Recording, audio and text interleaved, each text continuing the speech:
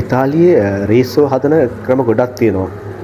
අපි සාමාන්‍යයෙන් බත් වලට තමයි රීසෝ කියන්නේ. ඒක පළාතෙන් පළාතට නගරයටත් වෙනස් වෙනවා. මම දැන් මේ හදන්න යන්නේ රීසෝ අලා මිලානේස් කියන එක. ඒ කියන්නේ මිලානෝ වලටම ආවේනික ක්‍රමය. මේකදී මම ගත්තා හරක් මස් මේකම ගත්තේ බොවිනෝ කියන එක. බොවිනෝ කියන්නේ අවුරුදු 2 ඉඳන් 4 වෙනකන් වයස ඇති සතුන්ගේ මස්. සේදනෝ කැරට් ලූණු සමග මස් එකට එකතු කරලා මේක තම්බා ගන්නවා පැය 3ක් විතර. ඒ තම්බාගත් වතුර අයින් කරලා ඒකෙන් තමයි බත් එක උයන්නේ.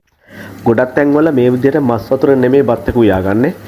ගොඩක් වෙලාවට කඩෙන් සුප් කැටයක් ගෙනල්ලා ඒකෙන් තමයි බ්‍රෝදෝ එක හදාගන්නේ. ඒක එච්චරම රස නැහැ. නමුත් මේ විදිහට ස්වභාවික විදිහටම ඩෝද් එක හදාගත්තට පස්සේ මාරම රසක්.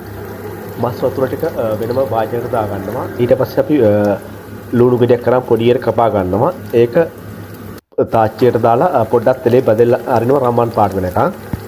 අවශ්‍ය ප්‍රමාණයට හාල් ටික තෝර ගන්නවා. හාල් ටික පොඩ්ඩක් කර වෙන්න අරිනවා. කර වුණාට පස්සේ ඒකට අපි සුදු පාට වයින් වීදුරක් විතර එකතු කරනවා. වයින් ටික වාෂ් වෙනකන් පොඩ්ඩක් මේක අපි කර ගන්නවා.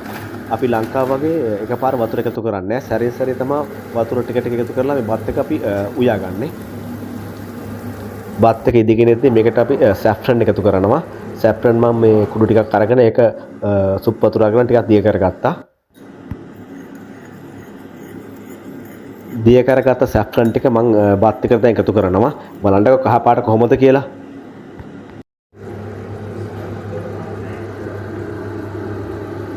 මේ විදිහට බත සම්පූර්ණයෙන්ම ඉදුණාට පස්සේ බටර් කැලි කිහිපයක් උඩින් එකතු කරලා ඒක දිය වෙන්න අරිනවා. ඊට පස්සේ තමන්ට අවශ්‍ය කරන ප්‍රමාණය බෙදාගෙන හිටන් උඩින් චීස් කුඩු විහන් කන්න තියෙන්නේ. මේ විදිහට කාලා බලන්න කොහොමද රස කියලා.